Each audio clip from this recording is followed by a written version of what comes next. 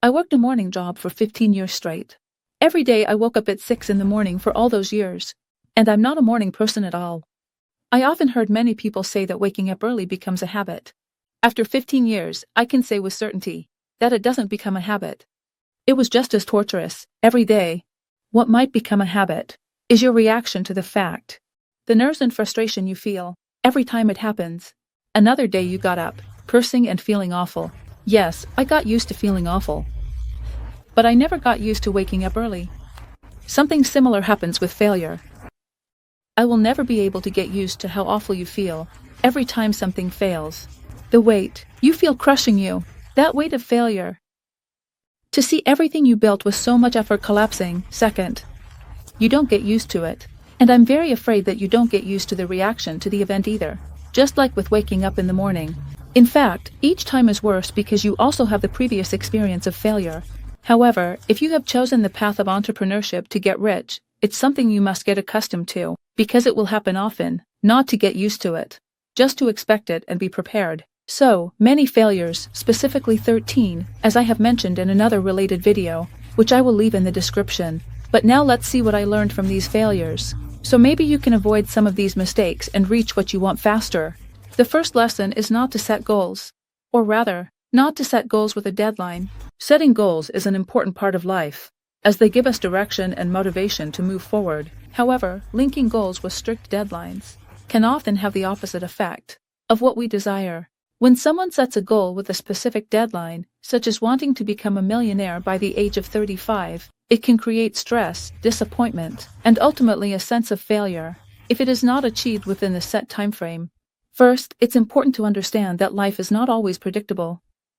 There are external factors that can affect our path, such as economic crises, market changes, personal difficulties, or even unforeseen factors that we cannot control. Thus, strictly adhering to a deadline can become a trap, as it may make us feel like we've failed, even if we've made significant progress. A characteristic example is entrepreneurship and the stock market.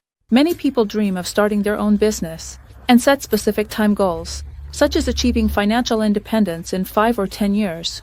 But if they reach the time limit they have set and have not managed to achieve their goal, they may feel like they have failed, even if their business is in a position like. This can lead to disappointment and ultimately to giving up the effort, even if there was potential for success in the future. The psychological impact of failing to meet a deadline can be devastating. Many people often equate their self-worth with achieving goals, and when they fail to achieve them within the time electronic framework they have set, they feel. This can lead to depression, lack of self-confidence, and loss of motivation. Instead of seeing their progress, they focus only on the fact that they didn't reach where they wanted, on time. An alternative approach is to set goals that are not tied to strict deadlines, but focus on growth and improvement. Instead of saying, for example, I want to become a millionaire by 35, you can say I want to improve my financial knowledge and increase my income. This way of thinking allows you to focus on the process, adapt to conditions, and maintain your motivation, regardless of how long it takes to achieve your goal. Moreover, gradual progress is more sustainable and effective. Instead of chasing an unattainable goal within a specific time frame, you can set smaller, more realistic goals that allow you to see tangible results along the way. This approach helps maintain mental balance and confidence as each small achievement boosts the sense of success. Finally, it's important to understand that success does not have a strict time limit. There are people who achieve their goals at 25, others at 40, and some even at 60 or 70. This does not mean that someone who succeeded later is less capable or worthy. Life is a marathon, not a sprint, and everyone follows their own path at their own pace. The second lesson is ignorance, and naivety will make you succeed. Think of a small child. They are not afraid to try, to fall, to get back up again. A child will run towards a new experience, without wondering if they will fail. They are not concerned if something is difficult or if someone else has done it better. They just look at it. They just try. This purity, this naivety, is exactly what can lead you to success. A child is fearless. Fear is the biggest obstacle between you and your dreams. It is the voice inside your head that tells you that you are not good enough, that you will fail, that others will judge you. It is what keeps you stagnant within a safe but limiting comfort zone. If you don't learn to confront your fear, you will stay there forever. Watching opportunities pass by without seizing them. Fear is not a real danger. It's not about a tiger chasing you, or a threat that puts your life in danger. It's a construct of your mind. A mechanism that existed to protect our ancestors from deadly dangers. But today, fear doesn't protect you from anything. It just prevents you from living the life you want. Fear takes many forms. It can be fear of failure, fear of rejection, fear of criticism, or even fear of success. Maybe you want to start a business, but you're afraid you'll fail and be ridiculed. Maybe you want to speak in front of an audience, but you're afraid of being judged. Maybe you want to change jobs, but you're afraid of the unknown. This fear keeps you trapped in your comfort zone. The comfort zone is the place where you feel safe, where everything is predictable. It's a job you don't like, but you keep it because you're afraid to take the step towards something better. It's a relationship that doesn't fulfill you, but you're afraid to leave. It's the business you don't start, the trip you don't take, the life you don't live. But the comfort zone is not real comfort. It's a prison, and the longer you stay in it, the harder it becomes to get out. Fear is normal. Everyone feels fear. The difference between those who succeed and those who remain stagnant is that the former don't let fear stop them. They act, despite the fear. What are you really afraid of? What's the worst that can happen? If you fail, will you die? In reality, most failures are not catastrophic. If you start a business and it fails, you can try again. If you speak in public and make mistakes, no one will remember after a few days. Often, fear is just an overreaction of your mind. Of course, you don't need to make extreme moves if you're afraid to speak. In public, start by speaking in front of a few friends. If you're afraid to start your own business, begin by working on a small project, in your free time.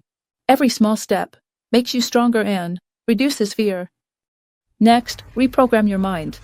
I have a related video on how to do it step by step. I'll leave it below in the video description. The mind is accustomed to seeing fear as a signal to stop. You need to train it to see fear as a signal to move forward.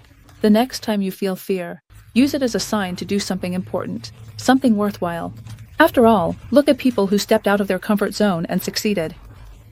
All successful people had fears, but they overcame them. What do they have more than you? Fear often stems from perfectionism. You don't need to be perfect. You will fail, and that's part of the process. Finally, put yourself in uncomfortable situations. Comfort kills growth. If you want to get stronger, you have to challenge yourself. Do something that scares you every day, even if it's small. Step out of your routine, try new things, talk to strangers. The more you do it, the stronger you will become. Just think about how life would be if you weren't afraid. What would you do differently? Who would you be? The next lesson is, when you think you know it all, you will fail. I have been trained by the greatest coaches in the world. I have spent several $1,000s on courses, webinars, live events, and books. I'll just mention a few names: Tony Robbins, Dean Graziosi, Natalie Ellis, and many others. They have helped me immensely. Did every business idea of mine succeed by applying what I learned? No. Excessive knowledge often becomes a trap.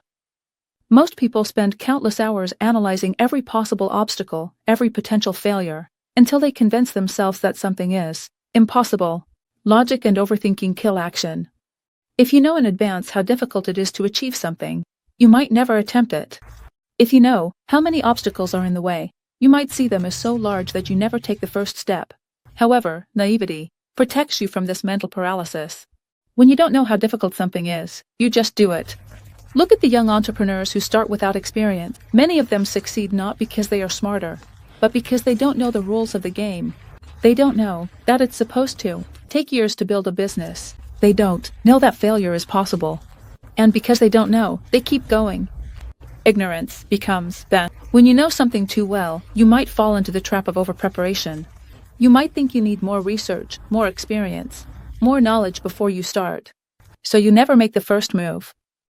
People with less knowledge or experience are the ones who move forward first, because doubt doesn't hold them back. There are countless examples of people who succeeded because they didn't know that what they were trying to do was almost impossible. Elon Musk had no experience in the automotive industry, but he created Tesla. He had no experience in space travel, but he created SpaceX. If he had followed logic and listened to the experts, he probably wouldn't have even tried. The same applies to every field. You want to start a business, don't wait until you know everything, because you will never start. You want to write a book, write it even if you don't know how. You want to change careers, enter the new field and learn along the way. You don't need to have all the answers from the start. This doesn't mean that knowledge is useless, but excessive knowledge can become a burden. It can make you fear failure, delay your decisions, and miss opportunities because you overthink. Naivety makes you move forward without fear, and as you move forward, you learn. If you wait until you are ready, you will never start. There is no right time, there is no absolute preparation. Success comes to those who have the courage to start, even when they don't feel ready. When you don't know all the risks, you have a greater chance of succeeding because you are not limited. This innocence is the strength you lose as you grow older, but you can regain it. You can set aside fears, doubts, and start, even if you are not ready. Ignorance and naivety are the hidden weapons that will make you succeed. The next lesson is that your own desires won't make you rich. The world is full of people chasing their own desires without considering if they have real value for others. They start businesses based on what they love. They create products they themselves would like to use. They write books they would like to read. And then they wonder why they don't have sales. Why no one is interested in their idea. Why they fail. The truth is simple. If you want to become rich, it doesn't matter what you want. What matters is what people want. And the biggest myth is, do what you love, and the money will follow. This saying sounds nice, but it's one of the most dangerous myths. Yes, doing something you love can give you motivation. But if what you love isn't in demand, you won't make money from it, and then you'll end up hating it. Take for example a person who loves to paint abstract designs. If there is no audience that wants to buy these works, then it doesn't matter how much they love them. They won't make money from them. The same goes for someone who makes products that excite them, but no one else finds useful. If you want to build a profitable business, you need to change your mindset. Instead of thinking about what you want, think about what. Successful entrepreneurs don't start businesses based on their personal desires. They start businesses based on problems that other people have, and on products or services that others are willing to pay for. Look around you, the most successful companies. They don't sell what their founders love, but what the world needs. For example, Amazon. Jeff Bezos didn't start Amazon because he loved books. He started it because he saw a huge market he could serve. Instead of starting with what you love, start with what the market demands. First, observe what people are already buying. The products and services that are in high demand. Which markets are growing? You can go on e-commerce platforms like Amazon. Check trends on Google Trends, search on YouTube and social media to see what's going viral, what people are looking for. Then find problems that need solving. The most successful businesses are based on solving a problem. People pay for solutions, not for your hobbies and interests. Look around you to see what problems people face daily. Can't. If you have an idea, don't assume it will sell. Ask the audience. Create a survey, join forums, talk to potential customers. Ask what they want and need before investing time and money. Finally, another idea is to copy what already works. You don't need to invent something new.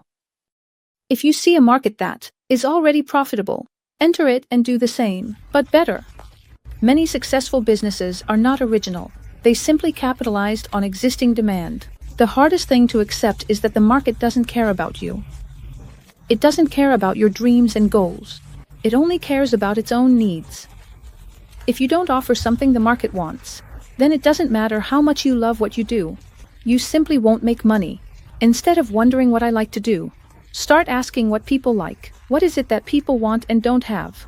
Once you change your mindset, you'll see that opportunities are everywhere. Because becoming rich isn't about what you want. It has to do with how well you understand what people want and how you can offer it. Then, pay attention to the feedback. The most successful people and businesses didn't become great because they were always right, but because they knew how to listen, adapt, and improve. Anyone who doesn't accept feedback and doesn't utilize it is doomed to make the same mistakes over and over. Feedback is your mirror. It's like a mirror that shows you reality. You might not always like what you see, but without it, you can't change and become better. Imagine an entrepreneur who launches a product and doesn't care about the customer's opinions. If customers find problems, but he refuses to listen, his business is doomed to fail. The same applies on a personal level. If you believe you know everything and don't accept criticism, then you'll simply remain stagnant. Many avoid feedback for three main reasons. It's difficult to accept that you might be wrong. Ego makes you defend your own opinion, even if it's wrong. And the fear of criticism makes you avoid difficult truths. But if you truly want to succeed, you must learn to listen, even to the harshest feedback. However, not all feedback holds the same value. You need to learn to distinguish which feedback is useful. Useful feedback comes from people who have experience, knowledge, or a genuine interest in your success. It is specific, constructive, and gives you ideas for improvement, while useless feedback comes from irrelevant, often toxic people, or from those who try to discourage you without having anything substantial to say. In any case, learn to listen, without reacting emotionally. Listen, evaluate, and see if there is something you can use. Actively ask for feedback, which is very scary at first, but we've already talked about fear, so no matter how scary it is, ask for feedback. Don't just wait for them to tell you their opinion. Ask your clients, your partners, the people you trust. Ask for honest feedback without being afraid of what you might hear. If someone tells you that your product doesn't work well, it doesn't mean you're a failure. It means there's something you can fix to become better. And then apply that feedback in practice. There's no point in listening if you struggle to make changes. Feedback is useless if you don't use it to improve your work, your product, or even yourself. Most businesses fail because they don't listen to their customers. If you do it, you'll have a huge advantage. Some examples of success include Netflix. It started as a DVD rental company, but when it saw changes in the market, it adapted and became the giant streaming service we know today. As well as Amazon, since Jeff Bezos placed great importance on customer reviews and adjusted the marketplace to meet their needs. The difference between someone who succeeds and someone who remains stagnant is the ability to accept feedback and use it for improvement. Anyone who doesn't listen to feedback will keep making the same mistakes. Anyone who ignores it simply falls behind. Instead of fearing criticism, see it as a tool that will help you reach the next level. Because at the end of the day, feedback is not your enemy, it is your most powerful ally. Make sure to stay tied to an identity. If you or your business has developed an identity, but it ultimately doesn't work and needs to change, if you refuse to move away from that identity and adapt, your business might not succeed. Change is inevitable. Whether you like it or not, the world moves on. Technology evolves, markets change, conditions shift. If you don't adapt, you'll be left behind. Those who fear change and refuse to evolve ultimately lose. Every successful person or business has one common character: continuous adaptation. They are not afraid to try, fail, correct, and try again. Instead of avoiding change, you should see it as a tool of strength. Most people avoid change for three main reasons. They see the unknown as a threat, because the brain has evolved to fear the unknown, associating it with danger. If you don't know what will happen, you prefer to stay in your comfort zone. They don't want to be unsettled because even if something isn't working perfectly in your life or career, it may have become so familiar that you're afraid to change it. And finally, there's the fear of failure. Many believe that if they change something and fail, they will be worse off than before. However, the reality is that stagnation is the greatest failure. And let's move on to assess and adjust. In business, many talk about adjusting and how you need to be flexible and adapt quickly. But few talk about assessing, which goes hand in hand with adjusting. And why assessing is important. Because if you make a wrong assessment and change something that's already going well, you will lose money. You need to be sure that you have tried everything, and it's time for a change. You have done the assessment, you have seen that there is no other solution, and it's time to change, or adjust something. First of all, evaluate the situation. Don't let emotions control you. Objectively see what works and what doesn't. There might be a need for change in your work, in your relationships with your clients, or even in the way you think.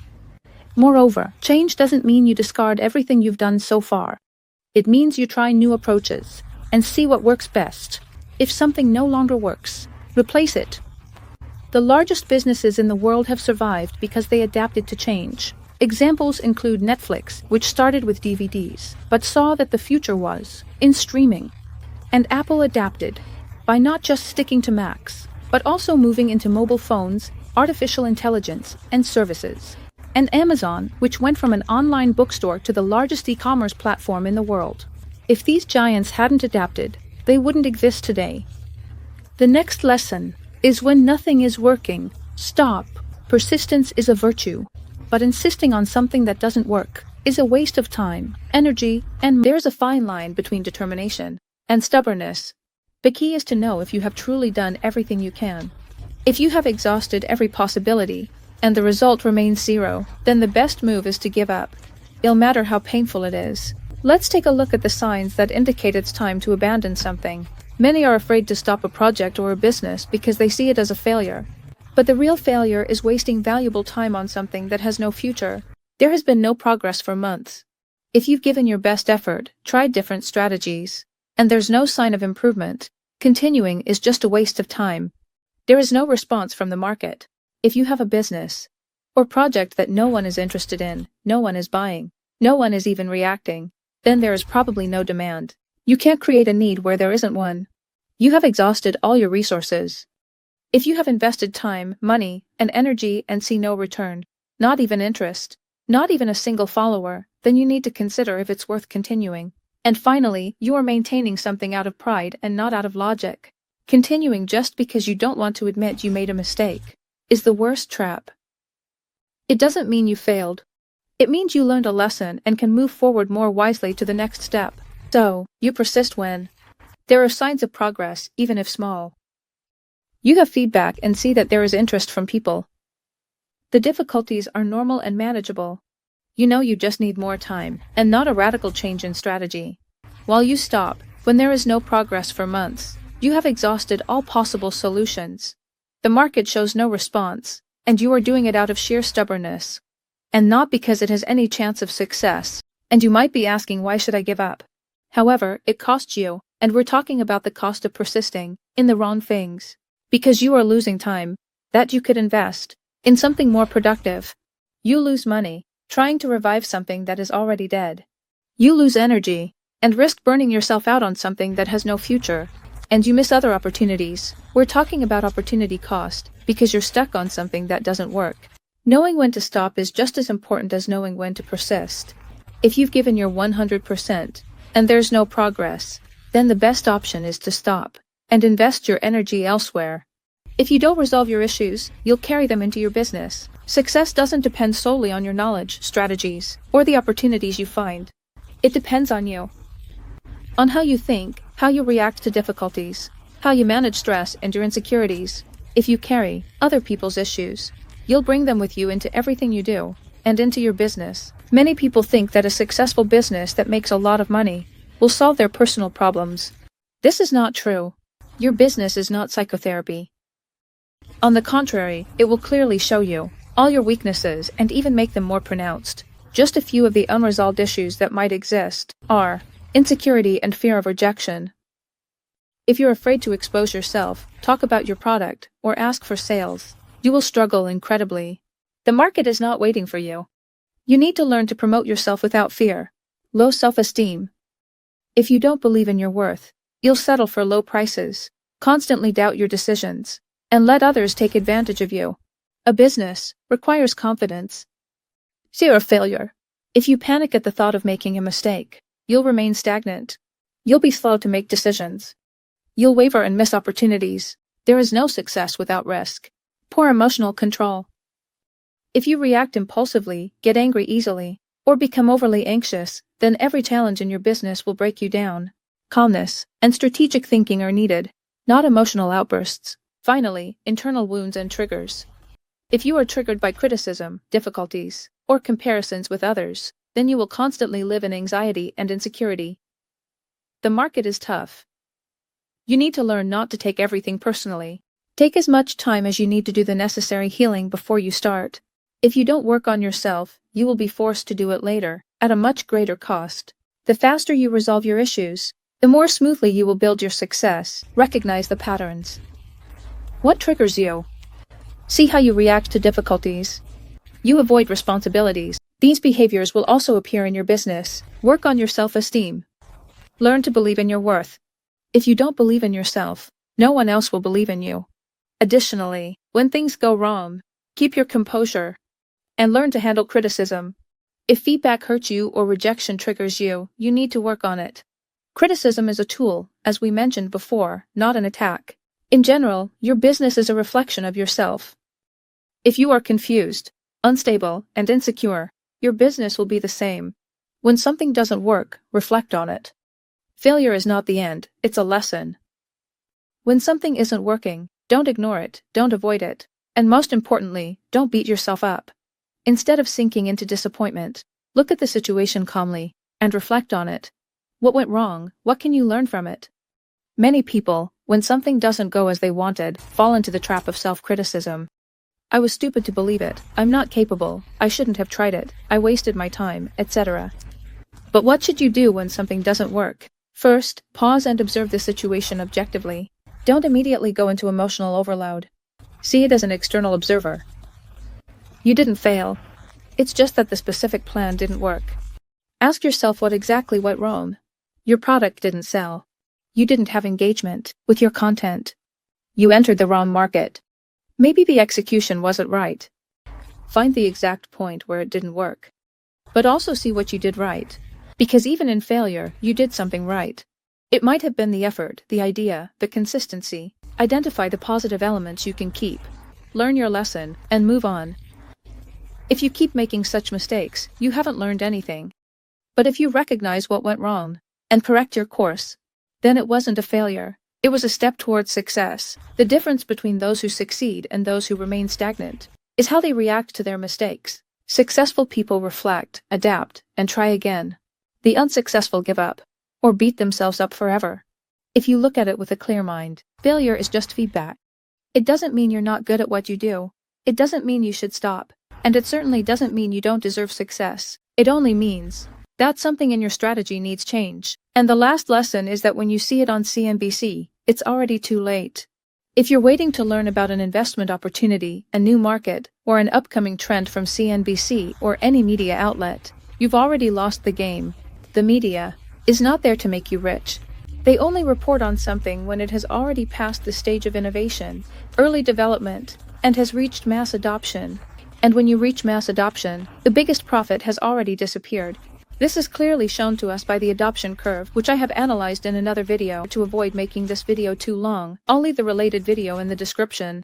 The adoption of a new trend or technology is divided into 5 stages. First, we have the innovators, who are the 2.5% that discover trends first or invent something. Next are the early adopters, the 13.5% who enter the market before it becomes mainstream. Then we have the early majority, the 34% who follow when there is already some proof of success. Next, we have the late majority, the 34% who enter when they see it everywhere, on CNBC, in the news, etc. As you can see here, this is the peak and what follows after that: decline, fall, decay. And finally, we have the laggards, the 16% who follow last, when the trend is already at its end, and obviously the decline has already begun. Think, boomers and Facebook. When CNBC starts talking about something, we are in the late majority phase. This means that the big players have already made their profits, early investors have already cashed out, and saturation has begun. Let's look at some examples where, by the time it was reported in the news, it was already too late. The crypto boom, the recent one in 2021. The first, innovators and early adopters bought Bitcoin and other cryptocurrencies when they were at $100, $1,000, or $5,000. And the dot-com bubble from 1999 to 2000. Those who invested in the internet before it became mainstream made millions. When the media started promoting, buy any internet stock, the stocks were already a bubble. What happened next? In 2001, the market collapsed, and thousands of investors lost everything. Now, how to stay ahead of CNBC? Don't wait for the news. Find the trends before they become mainstream. See where the smart money investors, venture capitals, hedge funds, and tech leaders are investing. Follow the first movers in every industry. See what small communities are trying before it reaches the mainstream audience. When you see it going viral, it's already too late for big returns.